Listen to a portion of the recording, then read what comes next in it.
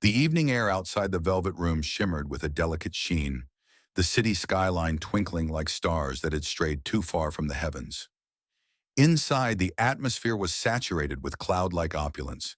Crystal chandeliers cascaded light onto tables dressed in white silk, where patrons filled their plates with food as golden and rich as their bank accounts. Tension rolled in waves as selective laughter echoed through the room, embodying a world that didn't just look down at the streets below, but scoffed at those who lived there. Amid the swirling air of entitlement, I was Alex, a waiter with a heart full of determination, but a head sometimes too clouded with idealism. My strong convictions about social justice often guided me, fueling me with passion but leaving me blind to the complexities of the human experience. I yearned to make a difference. Yet here I stood, serving dishes to the privileged, desperately seeking validation in a world that felt painfully out of reach. Just then, the heavy door swung open, admitting a figure that seemed to suck the breath out of the room.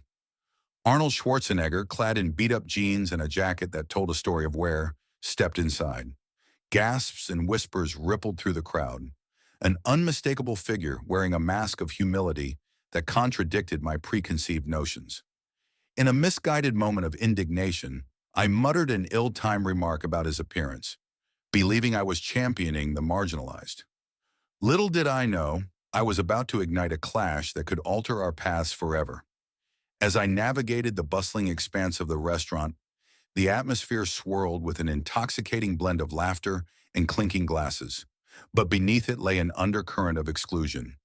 Crystal chandeliers cast warm light upon marbled surfaces polished to perfection, illuminating tables adorned with opulent centerpieces. Each wealthy patron wore their privilege like a designer suit, glancing occasionally at us lowly waitstaff with an air of disdain that was palpable. Among these gilded lives, I struggled to carve my place, fueled by dreams of advocacy and social justice, yet increasingly intimidated by the very environment I wished to change. Then in an unexpected turn, the restaurant door swung open to reveal an unusual figure. An unkempt man in grungy clothes stepped inside, drawing a few curious glances. The whispers began almost immediately. "Is this some kind of stunt?" I heard one patron titter. "Looks like he belongs on the street." I felt my heart quicken in indignation, spurred by their misjudgment. Mustering courage, I blurted out, "Nice choice of attire for a restaurant," like he's trying too hard to make a point. The eyes of patrons squinted at my audacity, unaware that the person I aimed to dismiss was none other than Arnold Schwarzenegger, a paradox of public perception and private intention. Little did I realize that my words set off a chain reaction, destined to have consequences far beyond that moment. The clattering of cutlery was abruptly silenced as Arnold and I locked eyes. The air felt charged, my pulse racing like a runaway train. It was as if the entire restaurant held its breath. "Did you really just say that?" Arnold finally said, his voice steady yet laced with hurt. "I mean, look at you," I shot back a little too fervently. "What were you expecting? Sympathy? You think dressing like this will earn you respect? It's a joke." My heart swelled with misguided pride, believing I was the voice for the voiceless. He stepped closer, his towering frame suddenly imposing, yet his expression was calm, revealing an underlying disappointment rather than anger. "And you think fashion defines worth? You know nothing about my choices or the reasons behind them," he replied, each word heavy with the weight of reality. I opened my mouth to retort but hesitated. The atmosphere thickened around us. Whispers grew louder, and social media buzzed silently in the corner. Patrons in the shadows exchanged glances, some amused, others annoyed. "It's nothing personal, Arnold. I stumbled, grappling with the realization that I was scrutinizing a man who dedicated his life to philanthropy while I stood there cloaked in ignorance. "You're quick to judge, young man," Arnold continued. "But tell me, what do you really know about being homeless? About struggling for dignity in a city that sees you as invisible?" His words sliced through my bravado, setting me adrift in thoughts I hadn't dared to confront. I thought of my upbringing, how my parents had effortlessly shielded me from the harshness of life, forging a naivety that now struck me as heavy and suffocating. "I'm only trying to stand up for the people who don't have a voice," I protested, feeling the walls closing in. And so am I, Arnold countered, his voice rising slightly. But does that justify tearing others down? Maybe it's time you look beyond the surface. This hit harder than I anticipated, igniting a turmoil within me. The bustling restaurant faded, our clash capturing the attention of an audience I hadn't intended to gather. My internal struggle surged like a tide, the moral high ground slipping. As the tension mounted around us, the realization dawned. I wasn't just a spectator in a quiet drama. I was an active player in a larger narrative, one that challenged me in ways I was wholly unprepared for. As tensions mounted, the restaurant buzzed with whispers. I could feel the electric atmosphere as I faced Arnold once more, his steely gaze piercing through the room's cultivated glamour. My heart raced, ignited by a blend of defiance and self-doubt. You really think it's appropriate to show up looking like that?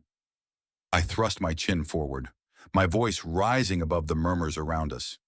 I believed I was standing for something, social justice, and the indignation fueled my already heightened emotions. Arnold's brow furrowed, but he held his ground. You misunderstand my purpose here, he replied, calm yet firm, as if he were dissecting my thought process with each word. I'm not here for pity or to parade around like some tragic figure. I'm trying to connect, to see the world from a perspective I've largely ignored. His words struck like a cold wave, and I felt the ground shift beneath my feet. I opened my mouth to launch another scolding remark, but instead, an unsettling truth surfaced. What did I know of his experiences?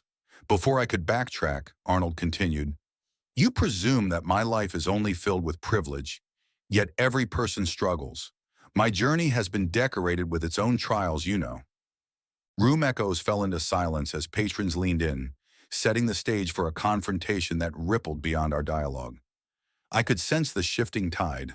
Social media was buzzing, twisting the narrative into a circus of opinions, branding me as the heartless villain. If you truly want to help, you should begin by understanding instead of judging so harshly, he stated, his voice unwavering, yet tinged with an urgency I couldn't ignore. But before I could respond, a figure burst through the restaurant doors, someone who surely recognized Arnold. The atmosphere tipped, and the already taut lines of public perception threatened to snap entirely. Would my impulsive actions lead to repercussions that rippled far beyond this moment? As whispers turned into chaotic shouts, I found myself at a precipice. Could I confront my prejudices, or was I destined to remain embroiled in this conflict, forever chained to my own misguided views? As the restaurant buzzed around us, tension crackled between Arnold and me. You think you know what it's like to struggle? I accused, my voice rising above the soft clink of glasses and murmurs of patrons.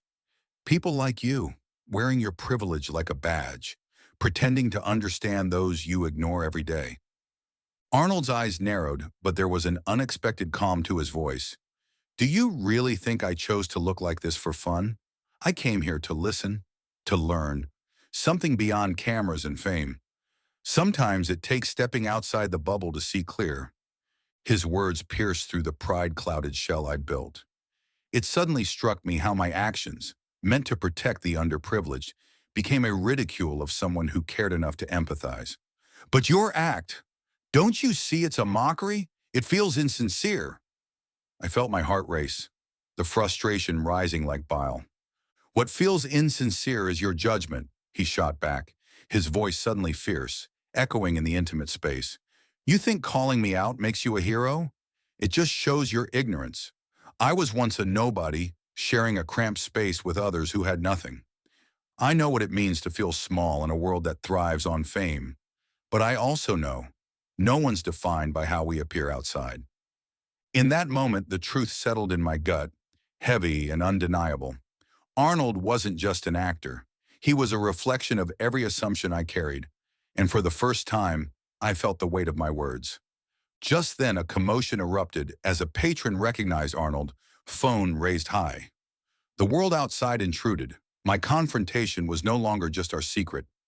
As the truth spilled online, I realized my standing in this twisted narrative was at a precipice, forcing both of us to confront the consequences of our actions. It was a turning point. Would I cling to my prejudice or embrace what was unfolding? a chance for real growth and understanding. The restaurant's chatter faded, replaced by a dawning awareness that I was on the brink of transformation, ready or not. The events of that fateful day in the restaurant wrapped us both in a metamorphosis. I stood amidst the quieter life beyond the glitz, reflecting on my insatiable need for validation in a world of privilege. Arnold, now seemingly more of an ally than an adversary, had sparked something within me. His initiative to aid the homeless, where I unexpectedly found myself invited as a partner, became our shared mission. We organized charity events, serving meals, listening to stories, each encounter stripping away layers of preconceived notions, leading to mutual respect. I learned humility through Arnold, who, despite his fame, embodied vulnerability. The simple truth emerged: everyone carries an unspoken story, regardless of their status. It dawned on me that compassion breeds understanding. Judgments cloud reality. Our collective journey towards empathy reconciled the disparities creatively and humanely.